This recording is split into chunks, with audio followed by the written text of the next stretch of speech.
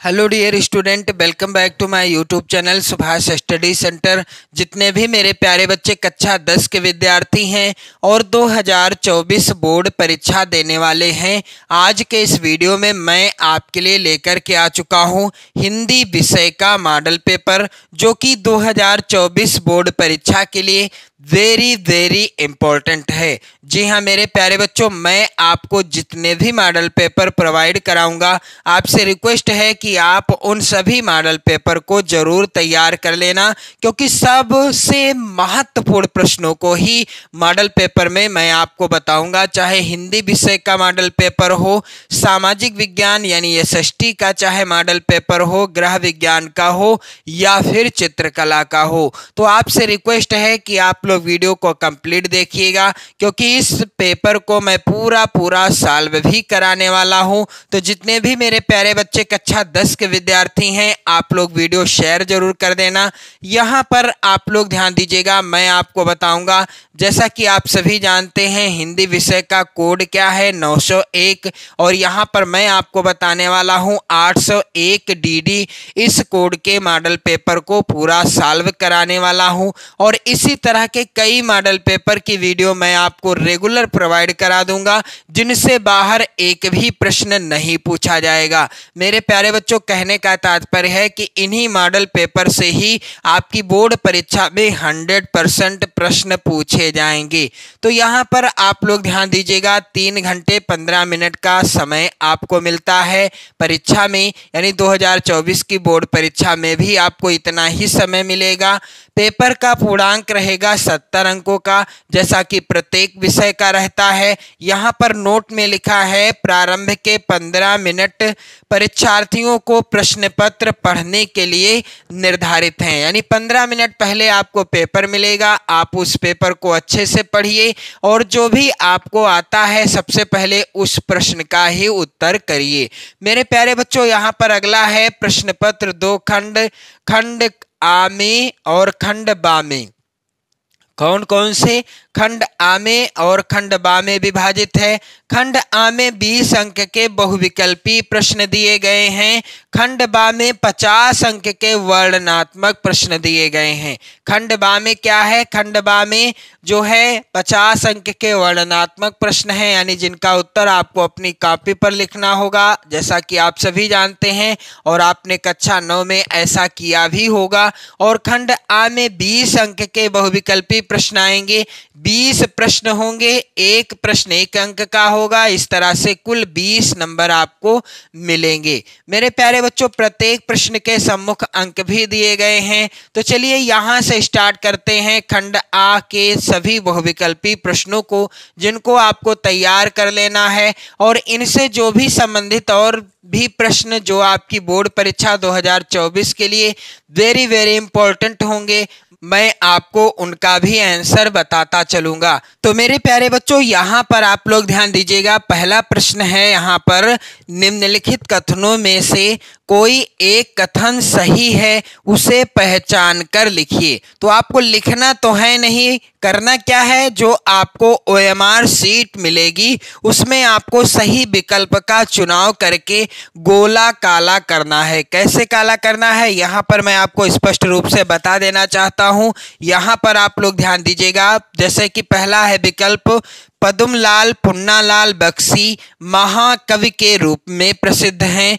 दूसरा विकल्प है, करुणा नामक निबंध के लेखक डॉक्टर संपूर्णानंद जी हैं।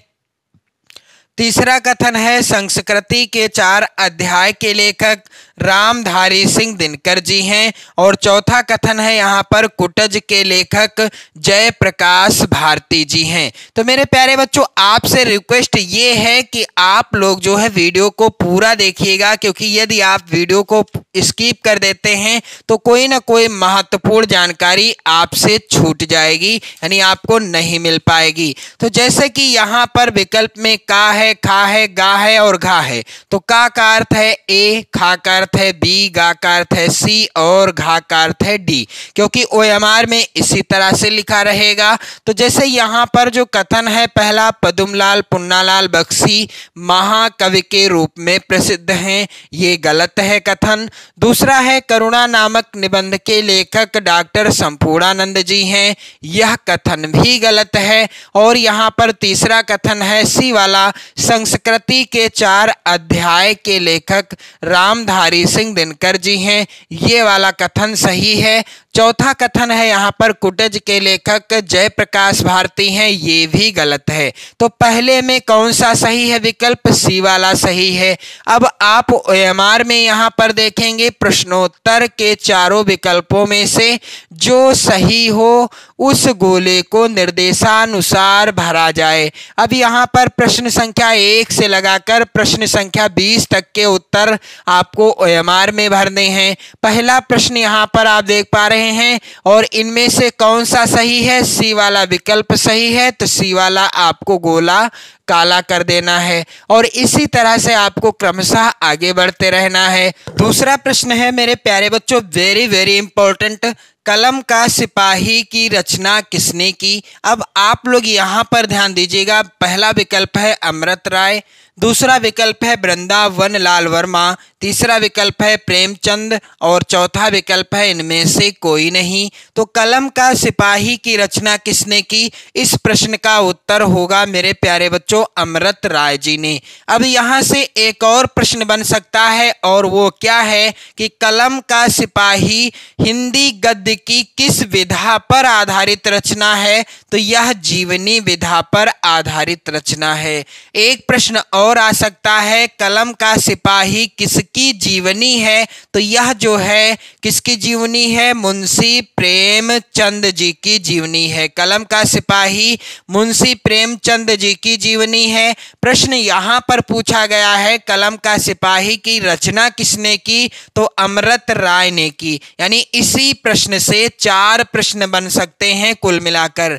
मेरे प्यारे बच्चों अगला प्रश्न संख्या 3 है, यहाँ पर एकांकी सम्राट कहा जाता है। दिए गए विकल्पों में से किसे एकांकी सम्राट कहा जाता है? तो विकल्प इस प्रकार से हैं मेरे प्यारे बच्चों, पहला विकल्प है सेठ गोविंद दास को, दूसरा विकल्प है यहाँ पर हरि कृष्ण प्रेमी को, तीसरा विकल्प है मोहन राकेश को और चौथा विकल्प है मेरे प्यारे बच्चों राम कुमार वर्मा को। तो यहाँ पर उत्तर क्या होगा?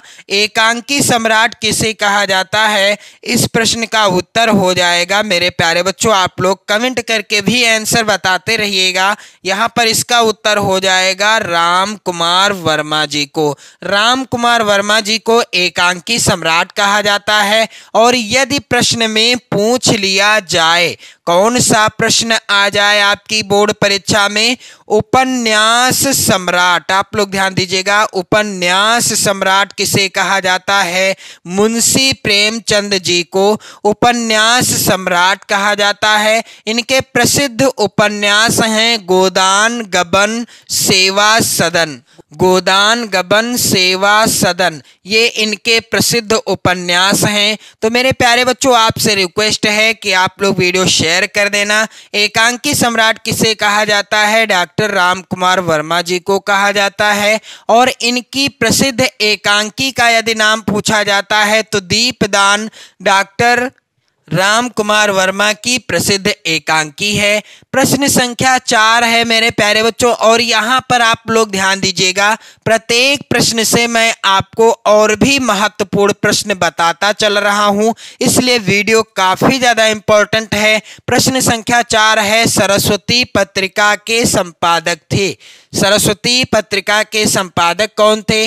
विकल्प इस प्रकार से हैं, पहला है श्याम सुंदर दास, दूसरा विकल्प है महावीर प्रसाद द्विवेदी, तीसरा विकल्प है यहाँ पर आप लोग ध्यान देंगे आचार्य रामचंद्र शुक्ल और चौथा है बाल कृष्ण भट्ट। तो सरस्वती पत्रिका का संपादन सन 1903 ईस्वी से आचार्य महावीर प्रसाद द्विवेदी जी ने संभाला था। अगला प्रश्न यहाँ पर बनेगा प्रश्न संख्या 5 लहरों के राजहंस के लेखक कौन हैं? यहाँ पर आप लोग ध्यान दीजिएगा, लहरों के राजहंस के लेखक कौन हैं? इस प्रश्न का उत्तर क्या होगा? विकल्प पहला है यहाँ पर धर्मवीर भारती, दूसरा विकल्प है मोहन राकेश, तीसरा विकल्प है मेरे प्यारे बच्चों कमलेश्वर, चौथा विकल्प है राजेंद्र यादव। तो लहरों के राजहंस इस रचना के जो है रचनाकार कौन है? तो उत्तर हो जाएगा यहाँ पर मोहन राकेश जी के द्वारा लिखी गई रचना है लहरों के राजहंस। और प्रश्न में यदि पूछा जाता है लहरों के राजहंस जो रचना है यह किस विधा पर आधारित है? तो यह नाटक विधा पर आधारित रचना है लहरों के राजहंस। और लेखक हैं कौन? मोहन राकेश जी।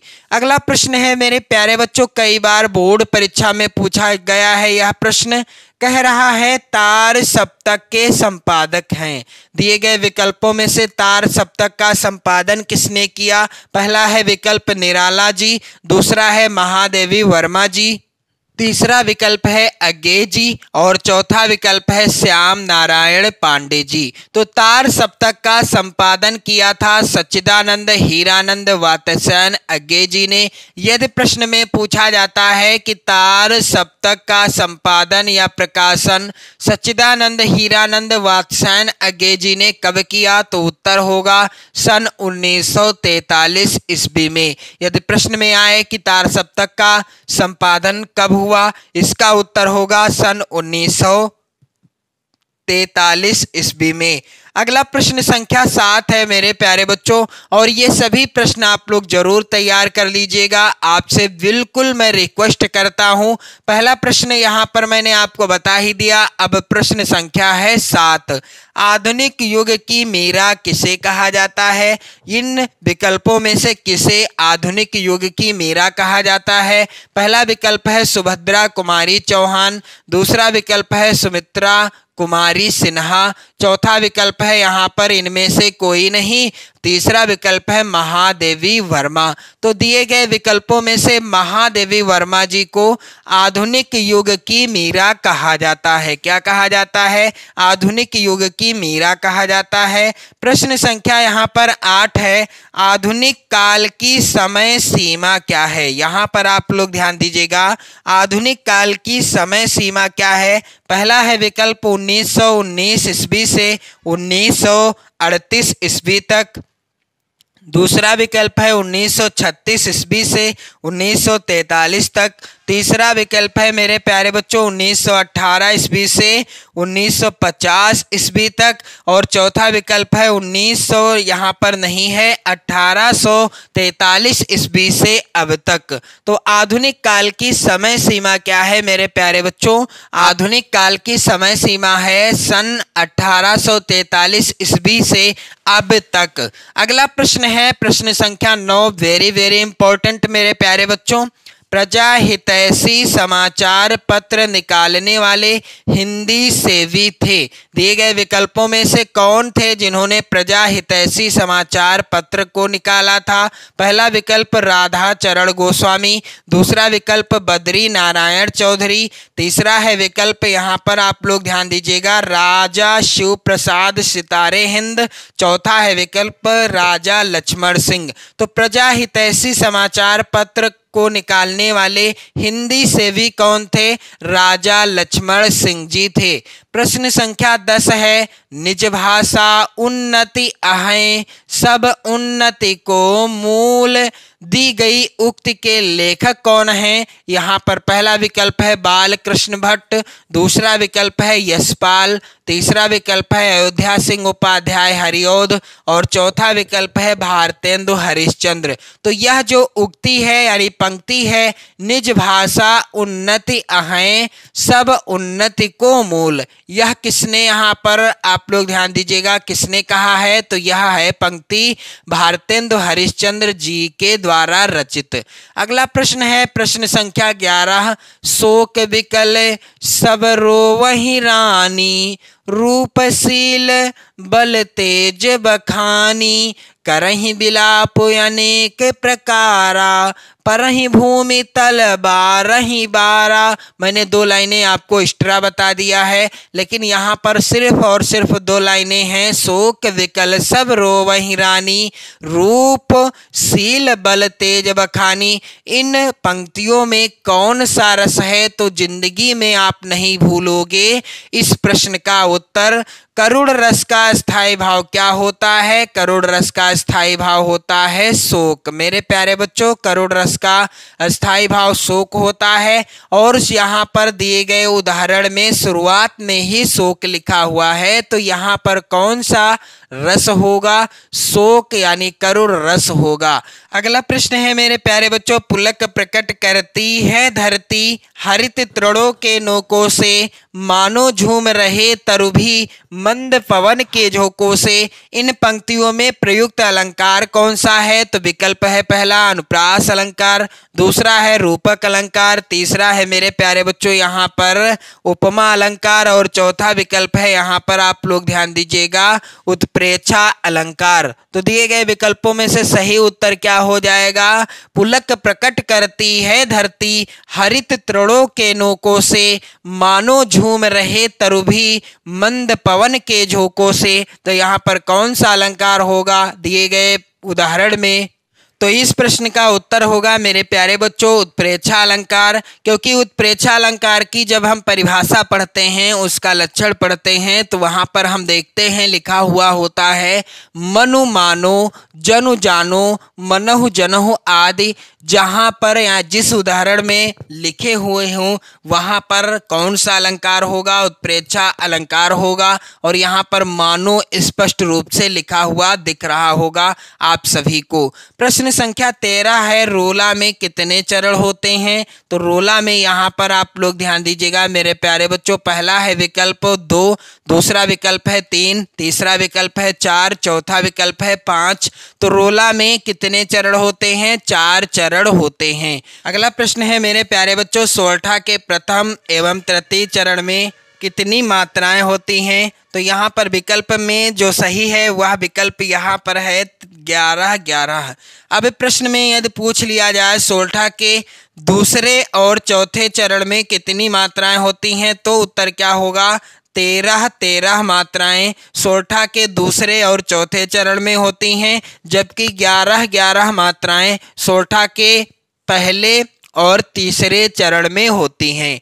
अगला प्रश्न है मेरे प्यारे बच्चों, त्रिवेणी में समास कौन सा है? तो त्रिवेणी में समास कौन सा है? विकल्प इस प्रकार से हैं, पहला है द्वंद्व समास, दूसरा है यहाँ पर आप लोग ध्यान देंगे द्विगु समास, तीसरा है यहाँ पर बहुव्रीहि, और चौथा है कर्मधारय। तो त्रिवेणी में कौन सा समास है? इसका उत्तर होगा जिस समास का पहला पद यानी संख्यावाची होता है उसे क्या कहते हैं? जैसे त्रिवेणी है तो यहाँ पर त्रि का अर्थ क्या होगा? 3, जो कि है पहला पद, और वेड़ी यहाँ पर नदियों का समूह हो जाएगा। तो मेरे प्यारे बच्चों यहाँ पर आप लोग ध्यान देंगे, जिस जहाँ पर भी कोई शब्द लिखा है और पूछा गया है कौन सा यहाँ पर क्या है समास है, तो आप पहचान जाएंगे पहला पद संख्या यानी गिनती बताने वाला होगा, बाकी किसी समूह या समाहार का बोध यानी ज्ञान कराएगा, वही होता है कौन सा समास?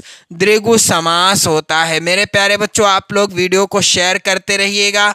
अगला प्रश्न है, अहिभुजंग विषधर कहा जाता है किसे? मेढक को, कोयल को, सर्प को या मयूर को? तो इसका उत्तर क्या होगा? सर्प को कहा जाता है अहिभुजंग और विषधर।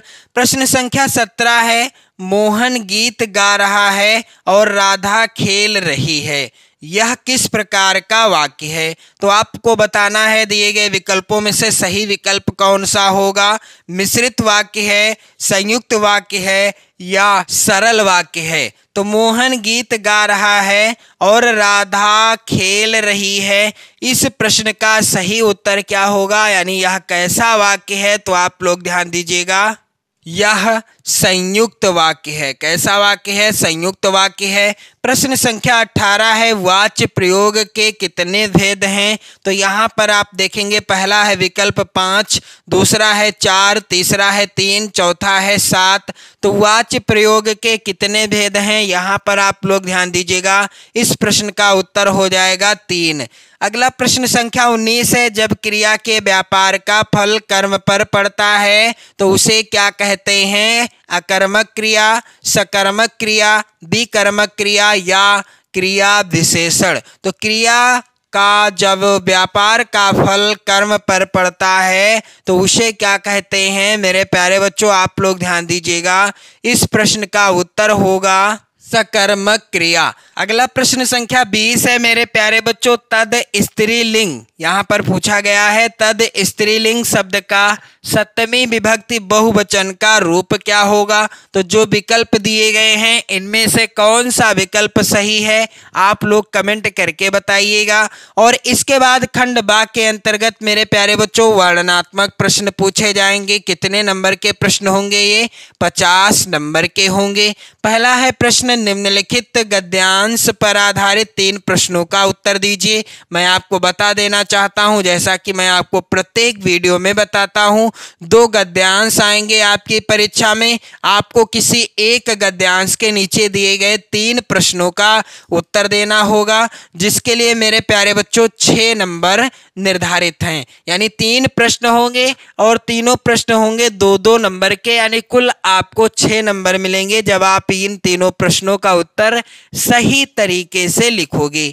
मेरे प्यारे बच्चों यहाँ पर पहला गद्यांश है, बहुत से लोग ऐसे होते हैं जिनके घड़ी भर के साथ से भी बुद्धि क्या हो जाती है? भ्रष्ट हो जाती है, क्योंकि उतने ही बीच में ऐसी ऐसी बातें कही जाती हैं जो कानों में ना पड़नी चाहिए। मेरे प्यारे बच्चों यहाँ पर पहला है गद्यांश का प्रश्न, प्रस्तुत गद्यांश का संदर्भ लिखिए। तो मेरे प्यारे बच्चों यहाँ पर जो गद्यांश है यह लिया गया है मित्रता शीर्षक पाठ से। लेखक हैं आचार्य रामचंद्र शुक्ल। और मेरे प्यारे बच्चों यहाँ पर आप लोग ध्यान देंगे, आचार्य रामचंद्र शुक्ल जी हैं मित्रता शीर्षक पाठ के। और इस पाठ के गद्यांश हर साल पूछे जाते हैं बोर्ड परीक्षाओं में, इसलिए मित्रता शीर्षक पाठ को आप कंप्लीट पढ़ लीजिएगा। आपको वीडियो भी मिल जाएंगे, चैनल की प्लेलिस्ट में जाकर देखिएगा। यहाँ पर आप देखोगे रेखांकित अंश की व्याख्या कीजिए। तो जो रेखांकित अंश होगा उसी की व्याख्या करनी है, बाकी किसी की नहीं करनी। अगला जो प्रश्न आएगा इस तरह का, इसका उत्तर आपको गद्यांश में ही मिल जाएगा जब आप गद्यांश को अच्छे से पढ़ोगे। मेरे प्यारे बच्चों यहाँ पर आप लोग ध्यान दीजिएगा, अगला अथवा में यहाँ पर है, ईर्ष्या का यही अनोखा वरदान है, जिस मनुष्य के हृदय में ईर्ष्या घर बना लेती है वह उन चीजों से आनंद नहीं उठाता जो उसके पास मौजूद हैं, बल्कि उन वस्तुओं से दुख उठाता है जो दूसरों के पास हैं। तो मेरे प्यारे बच्चों मैं आपको बता देना चाहता हूं कि यह जो गद्यांश है यह किस पाठ से लिया गया है? ईर्ष्या तू न गई मेरे मन से। ईर्ष्या तू न गई मेरे मन से। और इस पाठ के रचनाकार यानी लेखक हैं रामधारी सिंह दिनकर जी। और इस पाठ से भी गद्यांश आपकी बोर्ड परीक्षा में आ सकता है, क्योंकि महत्वपूर्ण पाठ है। अगला यहाँ पर आप देखोगे प्रश्न में पूछा गया है उपर्युक्त गद्यांश का संदर्भ लिखिए। तो मैंने आपको पाठ का नाम भी बता दिया है। कोई भी गद्यांश के नीचे दिए गए प्रश्नों का उत्तर आप कर सकते हैं, 6 नंबर आपके पक्के हो जाएंगे। इसके बाद मेरे प्यारे बच्चों आप देखोगे अगला प्रश्न, दिए गए पद्यांश पर आधारित 3 प्रश्नों का उत्तर दीजिए। तो मैं आपको बता देना चाहता हूं गद्यांश की भांति ही 2 पद्यांश आएंगे बोर्ड परीक्षा में, और आपको किसी एक पद्यांश के नीचे दिए गए 3 प्रश्नों का उत्तर करना है, जिसके लिए 6 अंक निर्धारित हैं। तो पहला पद्यांश है मेरे प्यारे बच्चों, निर्गुण कौन देश को वासी मधुकर कहीं समुझाई सौह दे, बूझत साँच नहासी। तो यह जो पद्यांश है मेरे प्यारे बच्चों किस पाठ से लिया गया है, क्योंकि पहला प्रश्न है उपर्युक्त पद्यांश का संदर्भ लिखिए। अब संदर्भ में आपको पाठ यानी शीर्षक का नाम और रचनाकार का नाम लिखना होता है, इसलिए आपको जरूर पता होना चाहिए किस पाठ से है, शीर्षक में क्या पड़ेगा और मेरे प्यारे बच्चों यहाँ पर संदर्भ में कैसे क्या लिखा जाएगा, सारी चीजें मैं आपको बताऊंगा। कंप्लीट वीडियो में लेकर आने वाला हूँ। हिंदी विषय के पेपर को कैसे लिखें आपकी बोर्ड परीक्षा 2024 में, सारी डिटेल जानकारी मैं आपको दूंगा। आप लोग कमेंट करके जरूर बताओ। तो यहाँ पर पहला है, यहाँ पर जो पद्यांश पद शीर्षक पाठ से लिया गया है और इस पद शीर्षक पाठ के रचनाकार हैं सूरदास जी। सूरदास जी के द्वारा रचित है पद शीर्षक पाठ। और मेरे प्यारे बच्चों रेखांकित अंश की व्याख्या कीजिए, तो इसका जो है आप वीडियो जाकर देख लो चैनल की प्लेलिस्ट में, क्योंकि पद शीर्षक पाठ के अंतर्गत जितने भी पद हैं, कुल 11 पद हैं सूरदास जी के आपकी पाठ पुस्तक में, सभी को मैंने पढ़ाया है, आप वीडियो में जाकर देख सकते हो। इसके बाद मेरे प्यारे बच्चों यहाँ पर आप लोग ध्यान दीजिएगा, अथवा में भी पद्यांश है। निर्भय स्वागत करो मृत्यु का, मृत्यु है एक विश्राम स्थल, जीव जहां से फिर चलता है, धारण कर नव जीवन संबल। मेरे प्यारे बच्चों यह पद्यांश लिया गया है स्वदेश प्रेम शीर्षक कविता से। कविता का नाम क्या है? स्वदेश प्रेम शीर्षक पाठ यानी शीर्षक का नाम है और रचनाकार हैं राम नरेश त्रिपाठी जी। तो मेरे प्यारे बच्चों मैंने आपको बताया ना कि किसी एक पद्यांश के नीचे दिए गए प्रश्नों का ही उत्तर देना है। यहाँ पर आप देखोगे अगला प्रश्न है, दिए गए संस्कृत गद्यांश में से किसी एक का संदर्भ सहित हिंदी में अनुवाद कीजिए। तो यहाँ पर पहला गद्यांश है, एकदा बहवा जना धूमयानम रेलगाड़ी आरोहा नगरम प्रति गच्छन्ति स्म। मेरे प्यारे बच्चों आप लोग ध्यान दीजिएगा, इसके लिए आपको 5 नंबर मिलेंगे जब आप किसी एक गद्यांश को संदर्भ सहित लिखेंगे और हिंदी अनुवाद भी लिखेंगे। तो मेरे प्यारे बच्चों आप लोग ध्यान दीजिएगा, यहाँ पर आपको मैं बताना चाहूंगा कि यह जो गद्यांश है प्रबुद्धो ग्रामीणा शीर्षक पाठ से लिया गया है। किस पाठ से? प्रबुद्धो ग्रामीणा शीर्षक पाठ से लिया गया है। और अथवा में जो गद्यांश है, इयम नगरी विविध धर्माणाम संगम स्थली, यह लिया गया है वाराणसी शीर्षक पाठ से, जिसे मैंने पूरा पढ़ा दिया है, आप लोग वीडियो में जाकर देख सकते हो। और इसके बाद आप देखेंगे अगला प्रश्न है, दिए गए संस्कृत पद्यांश में से किसी एक का संदर्भ सहित हिंदी में अनुवाद कीजिए। 5 नंबर इसके लिए भी निर्धारित हैं। इसके बाद आप लोग ध्यान देंगे मेरे प्यारे बच्चों, पद्यांश पर आधारित प्रश्न आएगा। 2 पद्यांश होंगे, आपको किसी एक पद्यांश का संदर्भ और हिंदी में अनुवाद लिखना होगा। तो मेरे प्यारे बच्चों आप लोग ध्यान दीजिएगा, यहाँ पर पहला है पद्यांश, मानम हित्वा प्रियो भवत, यानी श्लोक है यह, क्रोधम हित्वा न सोचति, कामम हित्वा अर्थवान भवति, लोभम हित्वा सुखी भवेत। तो यह पद्यांश किस पाठ से लिया गया है, यहाँ पर आप लोग ध्यान दीजिएगा, यह जो पद्यांश है किस पाठ से लिया गया है? यह लिया गया है जीवन सूत्राणि शीर्षक पाठ से। किस पाठ से? जीवन सूत्राणि शीर्षक पाठ से लिया गया है प्रस्तुत पद्यांश। अथवा में जो पद्यांश है, अपदो दूरगामी चा साक्षरो नाचा पंडिता, यह लिया गया है प्रबुद्धो ग्रामीणा शीर्षक पाठ से। और प्रश्न संख्या 5 ऐसा आएगा, अपने पठित खंड काव्य के आधार पर निम्नलिखित प्रश्नों में से किसी एक का उत्तर दीजिए। जो भी खंड काव्य आपके जिले के लिए निर्धारित है, आपको उसी खंड काव्य के अनुसार किसी एक प्रश्न का उत्तर देना होगा, जिसके लिए 3 नंबर मिलेंगे आप सभी को। मेरे प्यारे बच्चों आपसे रिक्वेस्ट है कि आप लोग वीडियो शेयर जरूर कर देना, और यहाँ पर जो खंड काव्य आपके जिले के लिए निर्धारित है, आप उसी खंड काव्य को तैयार करेंगे, बाकी किसी भी खंड काव्य को नहीं तैयार करना है। तो मेरे प्यारे बच्चों एक ही प्रश्न पूछा जाएगा। और यहाँ पर आप लोग ध्यान दीजिएगा, अगला जो प्रश्न है आप लोग ध्यान देंगे, 6 का के अंतर्गत दिए गए लेखकों में से किसी एक लेखक का जीवन परिचय लिखते हुए उनकी प्रमुख रचना का उल्लेख कीजिए। तो आप सभी से रिक्वेस्ट है कि आप सभी लोग इन लेखकों का जीवन परिचय जरूर तैयार कर लेना। आचार्य रामचंद्र शुक्ल, जयशंकर प्रसाद और डॉक्टर राजेंद्र प्रसाद, इनका जीवन परिचय 100% आएगा बोर्ड की परीक्षा में।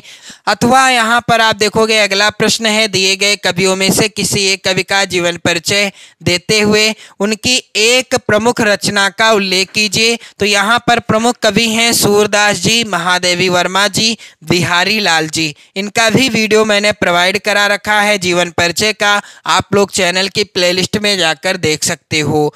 अगला प्रश्न है, अपनी पाठ्य पुस्तक में से कंठस्थ कोई एक श्लोक लिखिए जो इस प्रश्न पत्र में ना आया हो, जिसके लिए 2 नंबर निर्धारित हैं। प्रश्न संख्या 8 है, मेरे प्यारे बच्चों, निम्नलिखित प्रश्नों में से किन्हीं 2 प्रश्नों का उत्तर संस्कृत में दीजिए। तो यहाँ भी 2 नंबर आपके लिए निर्धारित हैं। और मेरे प्यारे बच्चों, यहाँ पर आप देखोगे प्रश्न संख्या 9, निम्नलिखित में से किसी एक विषय पर निबंध लिखिए, जिसके लिए यहाँ पर 7 नंबर निर्धारित हैं और संस्कृत के प्रश्नों के लिए 2 नंबर निर्धारित हैं। आप लोग ध्यान दीजिएगा, इन सभी प्रश्नों को तैयार कर लेना क्योंकि ये सभी प्रश्न वेरी इंपॉर्टेंट हैं। तो यहाँ पर महत्वपूर्ण निबंध कौन कौन से तैयार कर लेना है आपको, विद्यार्थी और अनुशासन, बेरोजगारी की समस्या और समाधान, और विज्ञान के चमत्कार, प्रदूषण की समस्या और समाधान। तो यहाँ पर आप लोग इतने निबंध जरूर तैयार कर लेना। मैं वादा करता हूँ कि इन्हीं में से कोई ना कोई निबंध पूछ लिया जाएगा। तो यहाँ पर अगला प्रश्न है, छात्रवृत्ति के लिए अपने प्रधानाचार्य को एक पत्र लिखिए, अथवा शहर की सफाई है तो अपने शहर के मुख्य नगर अधिकारी को पत्र लिखिए। ये नया जुड़ा हुआ है इसलिए 4 नंबर का है। तो आप लोग वीडियो को लाइक कर दें, शेयर कर दें और इस मॉडल पेपर को जरूर तैयार कर लें अपने सभी इष्ट मित्रों के साथ। तो मेरे प्यारे बच्चों, आपसे रिक्वेस्ट मेरी ये रहती है कि मैं जो भी आपके लिए नोट्स बनाता हूँ हैंड राइटिंग में, उसका आप सही इस्तेमाल करें, सही तरीके से अपनी नोट्स बनाएं, वीडियो को देखकर नोट्स बनाएं। और आप सभी से रिक्वेस्ट है कि आप लोग पढ़ते रहें, मस्त रहें, स्वस्थ रहें। जय हिंद।